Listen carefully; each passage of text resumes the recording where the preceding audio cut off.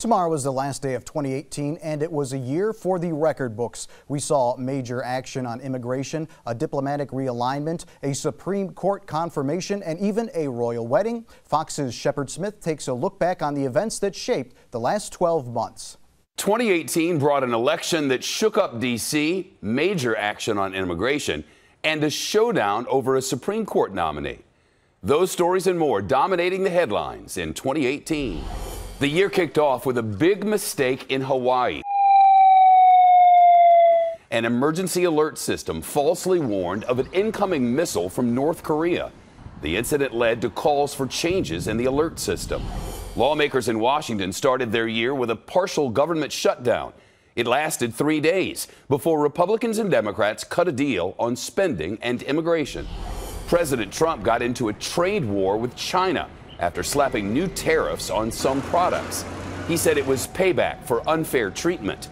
Washington and Beijing later agreed to a temporary truce. In Parkland, Florida, a gunman killed 17 high school students and staff. A few months later, a shooting at a high school in Santa Fe, Texas, left 10 dead. Teachers in West Virginia walked off the job to protest what they called a lack of resources and funding for public education. They got a pay raise and inspired protests in other states. The Trump administration announced a new zero-tolerance policy that led to the separation of immigrant children from their parents at the border. The president later signed an executive order to end the family separations. The fighting in Syria intensified in 2018.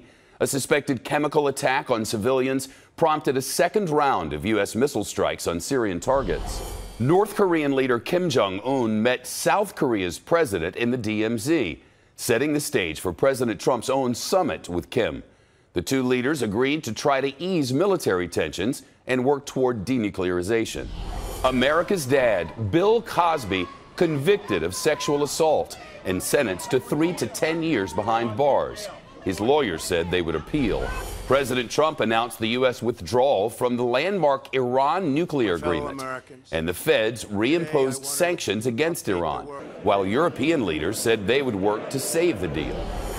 The president also recognized Jerusalem as Israel's capital and moved the U.S. embassy there. The U.K. celebrated a royal wedding. People around the world watched Prince Harry marry the American actress Meghan Markle. The NFL announced a new policy for players who don't want to stand during the national anthem, letting them stay in their locker rooms to avoid having their entire teams fined. But the players' union protested, and the league put the new policy on hold. Our neighbors to the north made big news.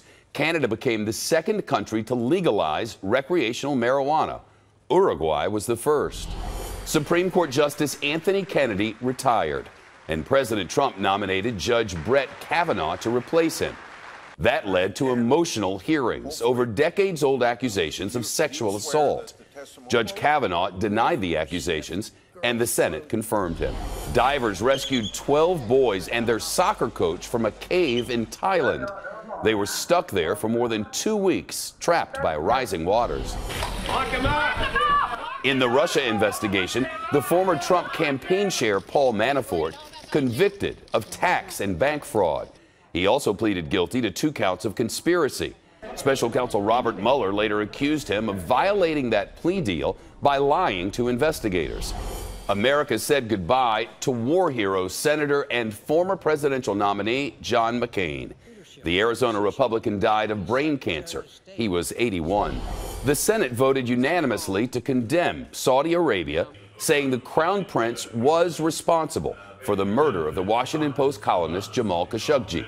President Trump said there was no direct evidence linking the prince to the killing, but U.S. intelligence officials reportedly concluded he ordered it.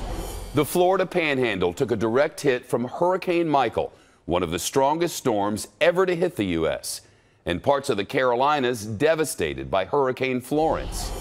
The deadliest anti-Semitic attack in American history took place at a synagogue in Pittsburgh.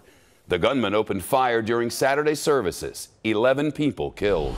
Thousands of Central Americans headed toward the United States in a caravan through Mexico.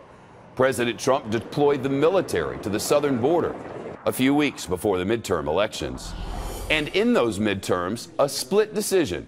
Democrats won control of the House, but Republicans gained ground in the Senate. The election season also saw another contentious recount in Florida, following razor-thin wins by Republicans in the Senate and governor's race. The state eventually upheld both victories. In California, the so-called Camp Fire became the deadliest and most destructive wildfire in state history. It obliterated the town of Paradise and killed more than 80 people. Family, friends, and colleagues gathered to remember former President George Herbert Walker Bush, who died at age 94. He died months after his wife of 73 years, Barbara. Looking ahead to 2019, Democrats and Republicans will share power in Washington as the next presidential contest starts to take shape. Of course, we'll be here for it all.